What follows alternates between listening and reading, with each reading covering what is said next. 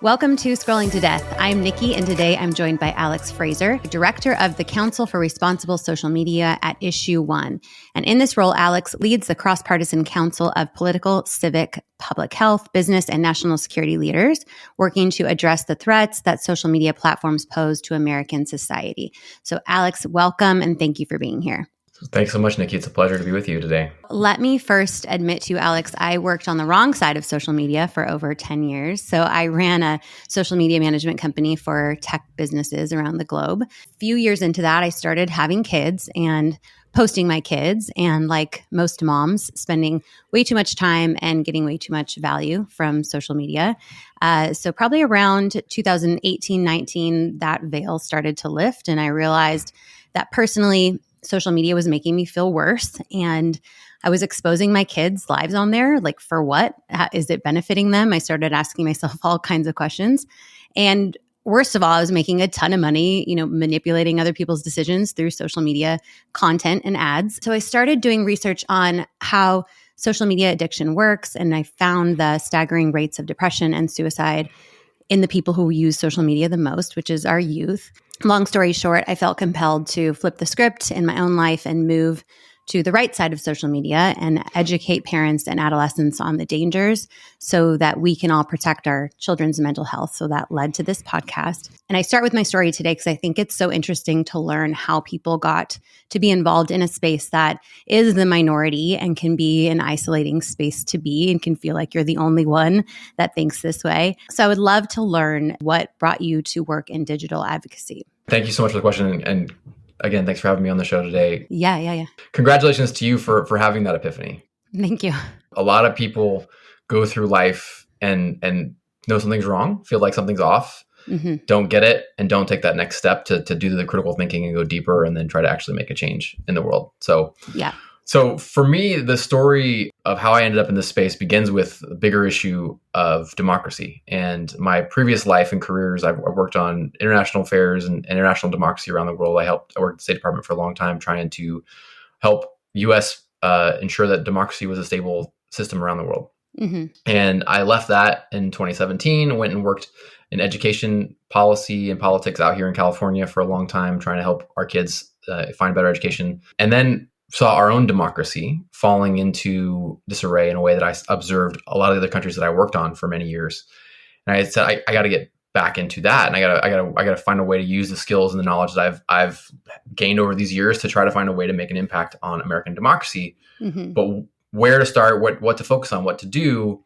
Did a lot of research, a lot of thinking, and one of the core issues that I was most concerned with was the information ecosystem and disinformation, the ways in which our information environment is exploited. And that led me down a deeper and deeper stream of information about all the things that are happening in tech, and really just unpacking that further. So from that, I did a lot of networking and reaching out to folks in this space, and found my way to Issue One, which was about to launch this new program about tech reform and accountability, which started with the impacts of this space on democracy, but quickly we realized was much bigger than that. We had to focus much more broadly, and the impact of children was front and center to all that, which has, for me as a parent, I have two young, beautiful daughters. So this is obviously central to my heart as it is to yours, but there's major implications for the future of democracy as well. I was reading on the website for the Council of Responsible Social Media. It states, so social media promised to build a more interconnected and informed world, but now the harms the platforms are causing are exceeding the promise of greater improved conversation and global connectedness, and American democracy is at stake. So can you tell me what, in your view, are the biggest harms of social media that parents need to be aware of their kids getting exposed to? Yeah, absolutely. So you're sitting next to your child, they're looking down at this screen. They're going into these worlds, these rabbit holes, these other parallel universes. You have no idea where they're going, right? And it's hard to understand it. And when you hear the worst examples of people who lost their children to this stuff, you understand where this can go in the extreme. So one is they get fed a lot of terrible content based on algorithmic recommendations, based on frequently little or no choices of their own. There are plenty of studies out there that talk about people starting brand new accounts as a 13-year-old girl. That's a fake account to see what's fed to them. And after limited clicks on something benign, quickly eating disorder content shows up, self-harm content shows up. and all kinds of other terrible stuff. So that's number one. Number two, you're getting bullying. Cyberbullying bullying's been around forever. Kids are mean, and it's a really difficult thing growing up and all the things that happen to us. But when you take away the emotion of that face-to-face encounter and you physically see that you've harmed someone with your bullying, that goes away with the screen, right? And people do this indiscriminately. They do it anonymously. So in the case of someone you're going to interview soon, Kristen Bride, her son Carson was anonymously cyberbullied ad nauseum and took his own life because of that. Right. There's worse. There's other examples too of things that happen here, including people being sextorted, people being lulled into situations that are really, really awful, and trafficking, including in that. So it could go a lot further, sadly, but that's sort of the sort of spectrum. Yeah, and let's touch on the sextortion. I know rates have been going way, way up, specifically and especially on Snapchat, but across the board. Yesterday, I interviewed Bill Brady, who's the CEO of a company called TrueMe, and they have kid-safe phones. So you've heard of like TrueMe, Bark, Pinwheel. Yep. And so we talked about the rates of sextortion. And for listeners, sextortion is when a person is coerced into sending a nude photo online and then asked for money, or the nude photo will be shared with the victim's followers. And I post about this on Instagram, and people are like, they'll never share it. I hear from literal people that have experienced this, and it gets shared. People that have lost college opportunities over this, and then also died by suicide because of these situations. I was talking with Bill at TrueMe, and he was telling me about they have the AI functionality with their TrueMe phones to recognize a nude photo that's trying to be sent, and to remove it so they don't let it send. And I wasn't aware of this functionality, and I asked him, like, then why won't Meta or Snap use this same AI functionality to stop the nude photos from going back and forth? Their community guidelines clearly state that nudity is not allowed. So if the technology exists to disallow it, why don't they invest in it? And I just wonder what your thoughts are on this, and generally, like, why big tech doesn't seem to give a shit about investing in protecting our kids. Yeah, it's a great question. So wonderful to hear that his technology can do that, and that's part of baked into the systems, because all of this is about design, right? All of this, the challenges we face, come back to design and this product that is created to keep your eyeballs glued to it as long as possible. And that's the other part about the broader harms to kids, right? Is like the reason why all that stuff that we talked about before, in a nutshell, in a small microcosm, is bad, but it's the endless scroll, the ad nauseum way in which people spend time on here, because it's addictive, because they're pushed to do that by the design features of the technology. So to answer your question, why would they not do that? I can't say specifically why Meta, Snap, and others would not use that if they had the ability to. All I can say is that what's clear from the recent whistleblower, from Frances Haugen's testimony a couple years ago, from all the details we find leaking out from the attorneys general lawsuits, et cetera, is that they always put profit above safety. They always put their shareholders and the profits above the health of our kids. That is the bottom line. So I'm not going to speak to this specifically and understand why or what they have available to stop that from being shared. But my guess is that wherever friction is created in the system, wherever there's anything that causes you to have to stop and pause to instead of an instant share or an instant repost, they're not going to prioritize that. That's sort of the best way I can answer that. It's never going to be the priority. Yeah. Until we can regulate and force them to make that a priority. Until it is. Because here, at the end of the day, it's like this. So literally, Mark Zuckerberg has a fiduciary responsibility to his shareholders to put profits above all else. That is literally in his like legal requirements under the as a CEO of a publicly traded company. Yeah.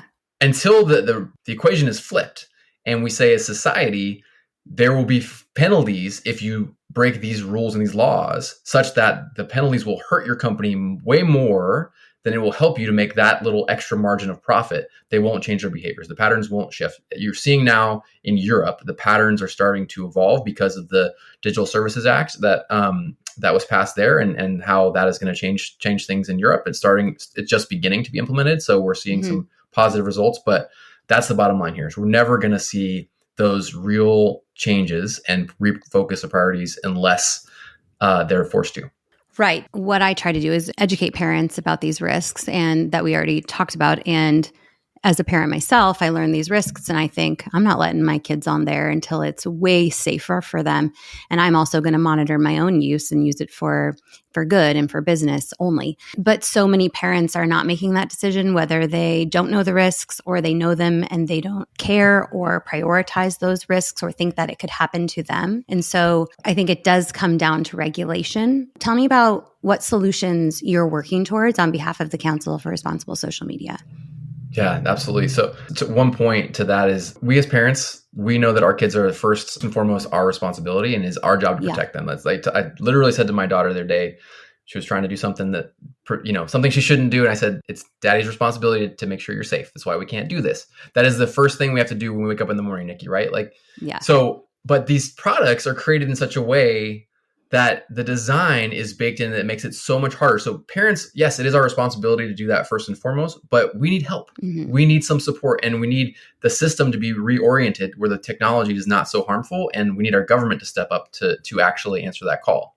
And to that end, what solutions are we working on? So with respect to kids, let me actually just take a step back before I go into specific bills and say the Council for Responsible Social Media, a bipartisan group of leaders, as you noted, came together with this broader imperative to reform the tech sector, first and foremost, thinking about the impacts on democracy, but where we really, as we analyzed it more deeply, we came onto this focus on three to four core areas of work. Number one is the impact on our kids, the impact and implications for our kids, not just for themselves, but for the sake of our democracy as well.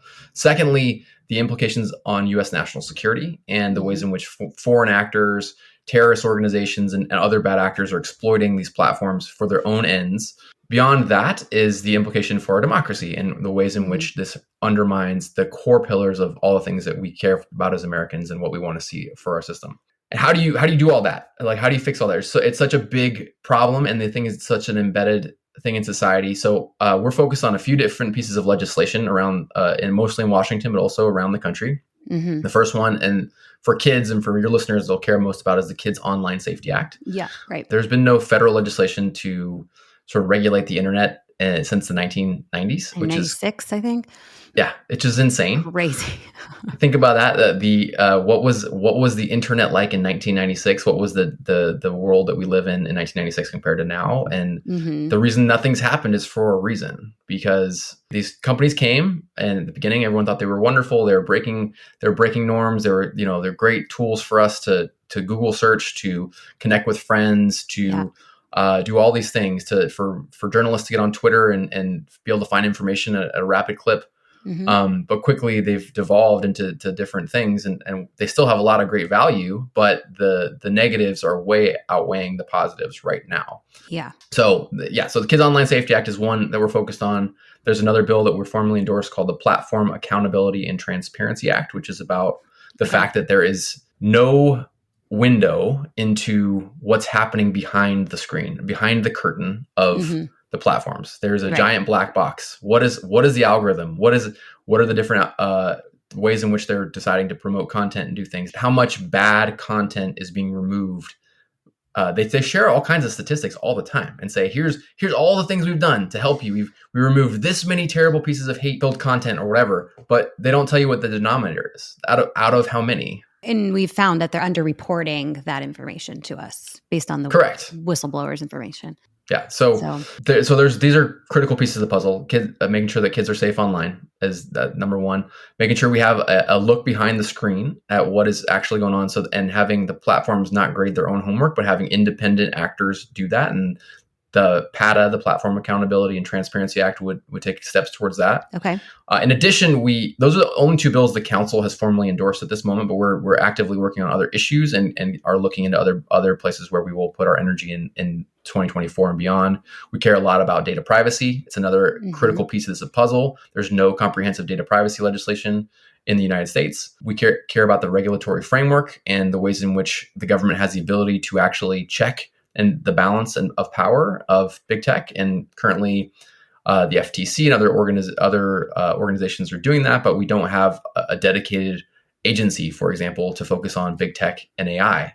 And that is, the next terrain. One last anecdote to the point we were discussing earlier about sextortion. Yeah. So sextortion, terrible. It's so awful, all the things that are happening. Yeah. And that's frequently based on a decision that someone makes, someone with a child with an underdeveloped brain, et cetera. Right. But with AI, with generative AI and other tools, what we're seeing now is that people can just take a photo of you off of Instagram that fully clothed, and then create a fake nude, and then do the same thing without you ever having made that terrible decision. So there's just so much more at stake because of the sort of scale of this and the exponential growth and speed of technology. Yeah, and there's questions about it's technically not illegal to just create a nude photo that is not an actual nude photo. I spoke with Leah Plunkett, a Harvard professor who wrote a book called Parenthood, and she said, that is very tricky. It's obviously illegal to share a nude photo of someone underage that is a true nude photo of them, but these high school boys that was reported in New Jersey taking photos of girls at their high school and removing the clothing and sharing them back and forth. It's difficult to know what to do about that because legislation is not caught up to that issue. Yeah, absolutely. I've done some research on COSA specifically, and I know when I look it up, there's some pushback, and I hear things like limiting free speech. So what is the pushback, and what should parents kind of keep in mind when looking up these bills? Well, the first thing I would say here, let me tell you what's in it before we talk about what the pushback has been. So again, nothing's been done since the 1990s, and we see all the harms that are happening online. What this does, think about other industries. When you buy a car, there's a duty of care that the car, that manufacturer is going to do certain things to make sure that you don't turn the key and on day one your car explodes, or that there's a Food and Drug Administration who's going to verify and make sure that we don't just eat poisonous materials at large because of the standards and requirements. There is no duty of care around technology in the same way. So the most important piece of this legislation is the duty of care, which requires platforms to prevent or mitigate children from seeing the worst stuff, the absolute worst stuff that you and I were talking about before, the self-harm content, the eating disorder content, substance abuse. Mm-hmm. They're supposed to take steps to mitigate addictive features like the endless scroll, or stop allowing inappropriate advertisements to minors. There's plenty of examples of really, violent and sexual content being ads. On YouTube Kids even. Yep. On YouTube Kids. I know. Yep. Exactly. I have a whole episode on YouTube Kids. Don't get me started. So, and it would make the safety features be the strongest by default, as you and I both know as parents. Like when you're trying to go into the app, or you're on your TV and you're like, okay, I want to turn off autoplay. Mm-hmm. Like I just tried to do this the other day, turn off autoplay on Disney Plus.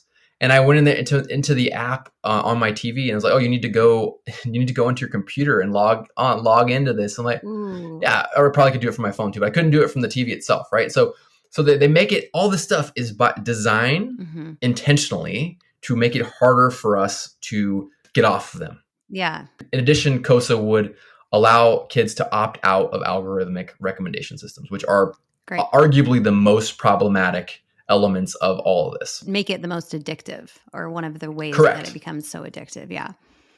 Correct. And also it's one of the ways in which some of the worst stuff gets boosted, right? All the stuff we were talking about before. Right. So that's what's in there. That's what this would do. The only arguments against, number one, is there's a free speech argument that people use anytime you want to see any tech reform pass, which is that anything passed against any sort of reform would require the platforms to remove content, would make them have to go over and above to moderate content, which would undermine the First Amendment. That is the first argument against it. And there's a lot of extreme, what I would call free speech expansionism, that First Amendment expansionism that has sort of been baked into any argument against any tech reform bill. So that's the first argument people make. Yep. The second argument people make is around the impact on LGBTQ communities. And this comes from a good place, but it's very misguided. And basically it really came from opposition last year. There was a letter sent out around this issue, but the bottom line is that there were some concerns that this bill could be inadvertently used and weaponized against these communities. Yeah. Didn't one of the senators say something wrong a few months ago? That's correct. Yeah. The statement was actually not in relation to the bill at all. Okay. So the headlines were misleading. Yes, which is very common in the space. Okay. The bottom line really is this, is that LGBTQ persons are some of the most vulnerable and harmed online. Yes. cyberbullying, other things impact that community and other communities much worse than a lot of other places. Right. And so this bill would do a lot more to protect them than it would to harm them. And these arguments, which are touted by some groups that are very closely aligned to tech platforms, what we see is a constant tactic of throwing out things like this to try to obfuscate and really try to stop any sort of reform that's going to hit the tech platforms. Yeah, because people will just jump on that bandwagon. What can parents do to support if they do the research on COSA or listen to this and decide they want to help support this bill going forward? What can they do? There's two things. One is I would say go to passcosa.org, which is a website that us and a bunch of coalition partners who are in support of this, and it's a broad coalition you'll see on there. So I'd say go to that and check out the information. The second thing is call your senator.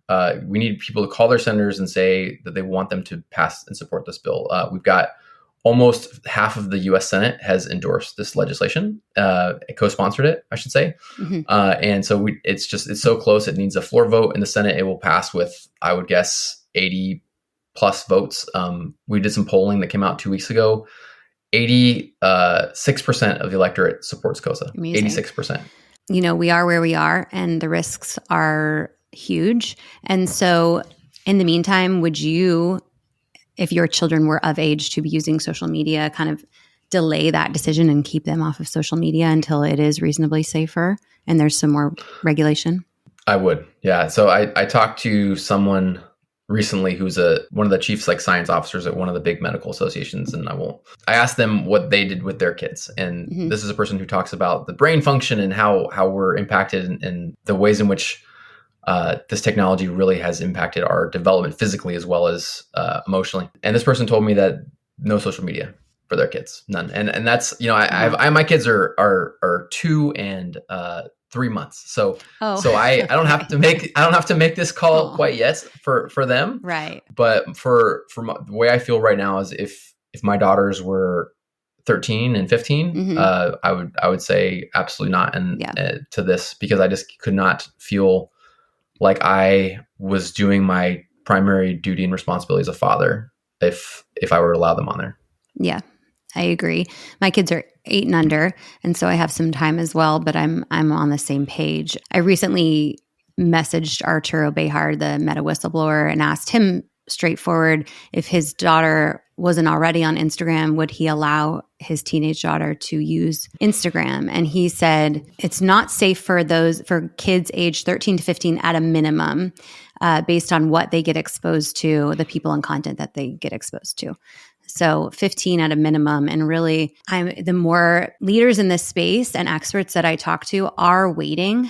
I've also talked to parents who waited and didn't give it to their kids till their kids were 18.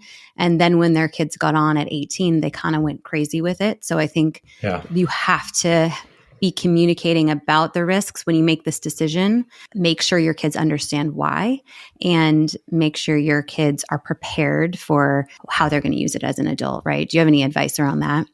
Yeah, no, it's a great point. And I feel what I said before. I stand by that statement that at this moment, the way this technology is, I would have to say no. Right. But the point you made is exactly right. That once they go off to college or go off to work or leave your home, and you're not there to have that same level of dialogue, it's a different ballgame. And an example, one of my best friends from graduate school, when he went off to college, his parents basically didn't let him have sugar. And he goes off his first year of college and gets like 8 cavities. Yeah. So that's real. And I would just say that you have to have these conversations. You have to be thoughtfully talking. You can't just say no, period. You have to help them understand your reasoning. Yeah. Share with them data. Someone I know talks about how they go into apps and they show their kids what the app is actually doing. Hey, this benign weather app, what do you think this app does? Oh, it just tells me what the weather is. Well, yeah, it does that. But what else is it doing? It's tracking your data. It's tracking your location. It's sharing the information of your data across apps, and it's tracking all of that so that it can sell it to other people, so they can use that and monetize it. Similarly, with all the stuff that you and I are talking about today, all these terrible things that are showing up in people's feeds, you need to talk through why that is. But at the end of the day, the constant argument is your kids are going to be ostracized if you don't let them on. Right. And what I've heard is there's no data to suggest that the harm, like there is an actual quantitative harm to those kids that are being left off, as where the data is very clear that kids who are on these platforms are more depressed, are more likely to harm themselves, and are much more vulnerable. Right. So what's more important, that your kid might feel ostracized or that they are healthy mentally and physically? And I hear time and time again, kids that are 18, 20 saying to their parents, thank you for keeping me away from that because I see how it's affected my friends. And I'm grateful to you for limiting that for me or making that decision for me. Yeah. Okay, so I know that individual state laws are being implemented in this space. Like Utah became the first state to enact laws limiting how children can use social media, so requiring age verification. Other states are following suit. It feels like the pressure is really heating up on Meta, particularly with dozens of states suing Meta and the new whistleblower and the latest Wall Street Journal report finding that Meta was pushing content sexualizing children and advertising within this content. So do you feel like we're heading in the right direction with regulating big tech? Do you feel like we're almost there? I said to someone the other day, I really feel like we're in the middle of a moment we will remember historically as like the beginning of the breaking of this dam. And, look back in history and other big industries, the trust busting era and other times where it felt like things would never change, but they eventually did. And I do believe we are really at the forefront of that moment. As you noted, 42 attorneys general, right? 42 suing Meta, yep. Alleging that Facebook and Instagram are addictive and harming kids. Yep. They're using creative methods to sue them. There's also nearly 200, I think it may be over 200 now, school districts around the country have joined forces to sue multiple platforms, including Facebook, including Instagram. Yeah. So, this is there, and they're also trying to use creative methods. They're not just saying it's harmful content. They're saying it's costing them money. It's costing these school districts dollars. They have to pay for additional resources to support these kids' mental health issues. Right. So yes, I think we are in a moment, but do not be fooled that it will be easy. Right. Because these platforms have so much money, so much power, and for decades, basically, they got to operate with impunity because people just saw the upside and didn't see the downside. Now we're in this really unique moment where that is flipped. And as I noted, 87% of the electorate really believes it's important for Congress to take action to combat the harms caused by social media platforms. So what else in the country, what other issue in this polarized world has the support of 86% of Trump voters and 88% of Biden voters? Like nothing. Right. And yet is taking forever to pass anything. It shows where the power is. The power is there. The system's hard to get through. It's much easier to kill bills than it is to create them. But the public opinion is so strongly in favor of reform that I believe something will happen in the next years, and it's going to be a piece by piece process. And COSA, for example, will not solve the problem. Will not fix everything. It will do a lot of really good stuff for our kids and for our country, but it goes nowhere near far enough. Right. And for parents who are listening, does it make a difference for us to be limiting our children's social media use? So just simply in the number of users going down in this younger age group, does that make a difference? It can feel like, what can we really do? And yes, we can, call our state senators and support legislation and make those decisions within our family that are safer. So what I would say is a couple things. One is we have to live in the reality that is right now. Yeah. And we have to do the best we can as parents right now to protect our families. Yeah. So that is, number one, about the decisions you should make as a parent in this individual moment. Yeah. As you think about something bigger in reform, I think it is very easy to think you're such a small fish in a very big pond of so many, the big tech and all the money they have. Mm-hmm. And there's truth in that, of course, but no, every single one of you listening, every single person out there has power, has agency to do something. And it can be as little as calling your senator. It can be much bigger than that. You can organize your communities around this issue, around this bill, around many, many things. So there's lots of ways and lots of opportunities to get plugged in and involved to support. So I think that to answer your specific question, should you pull your kids off just for the bigger fight? I think that's a personal choice. I think everyone goes off, then yes, like we're going to see a very different scenario. But you can only really demand change through your actions. And so that is one action that could be positive for sure. You mentioned schools, and I wanted to talk about a super hot topic, which is phone bans in schools. And I know you worked for the California Chartered Schools Association. 80% of U.S. schools have prohibited non-academic use of phones during school hours, and 1 in 4 countries have laws or policies banning phones in schools. I posted about this on Instagram. It's like got 3.5 million views every day, like hundreds of thousands more views and comments, and people have very strong opinions on all sides, mostly in favor. I wonder where you're at with phone use in schools, if you have any opinion on that topic. Yeah, it's not something we're working on the council, just to be clear, but I personally do have a lot of thoughts about it. And okay, I'd say that I'm a fan of anything that's going to help our kids learn. Mm-hmm. And the distraction of these devices is such that it's a big problem for their education. That's very clear from all the evidence. It's hard to implement. There's logistical and legit challenges of how do you do this? How do you execute it? A lot of smart people at the school districts can come up with ways to do that, I'm sure. So I'm generally in favor of it, but that's not going to fix the problem. At the end of the day, it's not going to fix the overarching problem. It's the deeper design decisions about how these platforms work that we've talked about already that are really the root of the problem. Yeah. That said, I have a neighbor across the street who's got several teenagers, and we love to talk about soccer, which we're all big fans of. And they'll tell me, "Oh, I was at school yesterday and I watched the whole match during my class." And I was like, "Wait, what?" Yeah, great that you got to see your team play, but that's horrible for your education. You spent an hour and a half in class watching something on your phone. Your teacher didn't clue into that. Yes, I hear that all the time at my children's school. They have iPads in their classes starting in kindergarten, and these iPads have Safari internet access. And I've talked to the district about it. It's very, very difficult to remove that from the iPad entirely.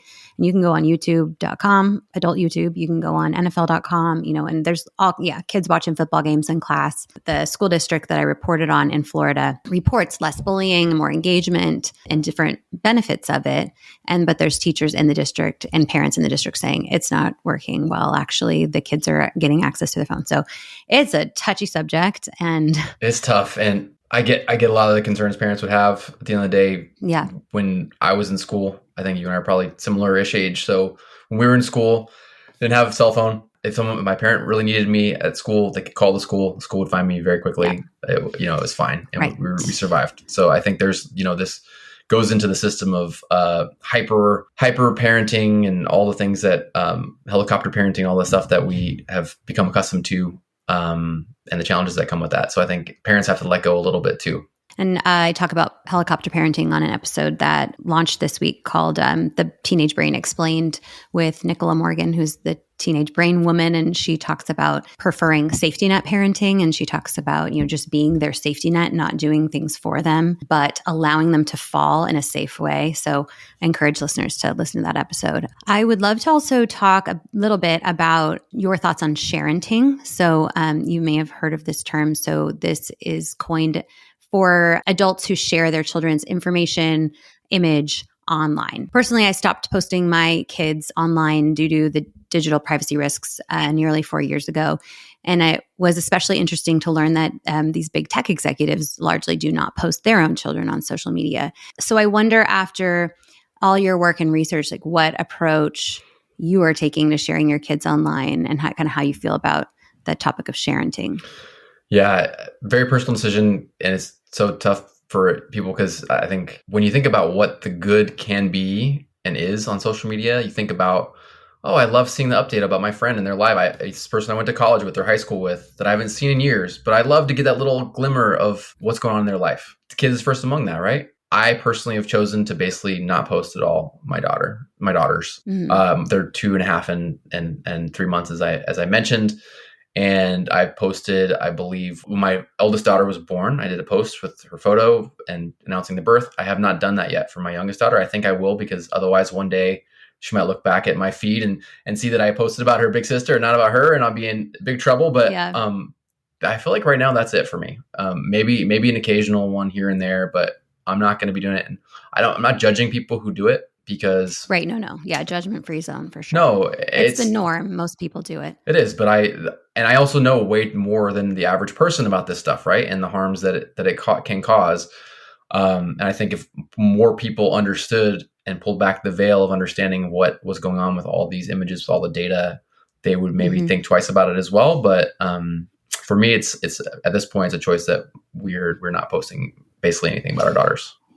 Yeah, and I did announce my first two on social media, and I did not announce my third. And there's people that don't even know she exists, which is totally fine. If you are close enough with me, we are texting, or I'll share something. I'll share photos with you via text, or we have a family shared album on our iPhones that family can see updates there. So there's plenty of other options. It's been helpful to share stories of when things went wrong with sharing kids online, sharing a specific story of a mom who was sharing her daughters, and the daughter's photos got stolen and ended up on child sexual abuse websites. That also has gotten almost 1 million views, and so many women sharing it, mostly women, some, not a lot of dads, mostly moms, sharing it and saying like, this is why I don't post my kids online, or now I won't post my kids online, asking me, what do I do now? I don't want to post them anymore, and I actually don't want them on here. Should I go through and delete everything? So I think there is a wave of people kind of better understanding the risks. And when it comes to social media and posting kids and all of this, I think it's all about understanding the risks of all of it and then being intentional with your decisions. Yeah. Right? Yeah, I think that's right. And getting the information, learning, and grappling with it with intentionality, I think really is the point. So going with clear eyes about what that could mean. What's your personal approach to using social media in adulthood? Like, are you using LinkedIn for business, or what are you kind of doing? I'm using just LinkedIn and Instagram solely to promote this podcast, and there's no crossover really between my personal life and online activities. So where are you at with that? Yeah, so I have a LinkedIn account and that I rarely post to. I think people would tell me I probably should post more on there for purposes of helping support our work. But I do a limited amount there. I still technically have a Facebook account. I basically never go on there anymore. Yeah, I think that's mostly the case with most people. Yeah, there's things about that I miss, right? Like I definitely miss people's birthdays, and I definitely miss seeing some of those photos. But the harms outweigh the upside for now. And then I have an Instagram account and that I go on less. I have a very, very limited amount of time on there too. I mostly go on there because my wife sends me messages that are from the good stuff, like parenting gurus stuff, who are like telling us how to make sure that our kids are eating right and things, great examples of thoughtful parenting and approaches. There's so many good things like that on there. That's the issue, is there is a lot of that great content. Yeah. So I go, she's on there more than I am, and I go on there to read mostly her messages and to see some of that. But I spend less than 10 minutes a day on anything, very, very limited.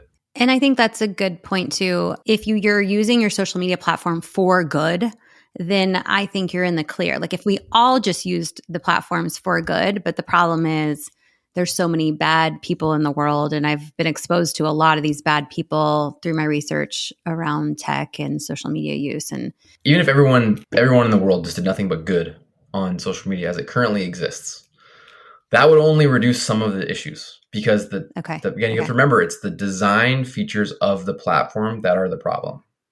And so even if we all went there and just did good, just uplifted positive content, et cetera, and there weren't any predators and other, explicit individuals who were doing the harming stuff intentionally, it's still going to do so much of the negative stuff it's doing to our society, our democracy. It's going to polarize us because of the way the algorithms work and push up extreme content in order to make us stay on the site, keep our eyeballs focused on the platforms. It's tough. It's so hard because it's ubiquitous in society, and you feel like you're missing out. I've heard examples of people say, I missed someone's death, and I wasn't able to respond to this friend because they assumed that I would do it. So I saw them 2 months later, and they were baffled that I didn't know that their mom had passed away. And I get it, but I'm cool with that. Yeah, I mean, there's got to be. We can't have social media being our number one primary form of communication. And for young people, it is.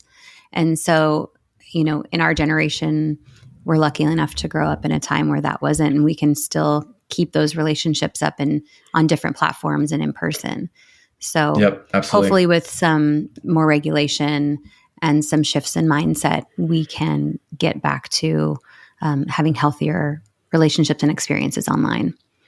Yeah, absolutely. There's a world that exists in which these platforms enable us to connect deeply and take that offline, right? Like they help facilitate offline interactions in really healthy ways, bringing communities together. things like GoFundMe pages. There's all kinds of beautiful things that have happened because of social media.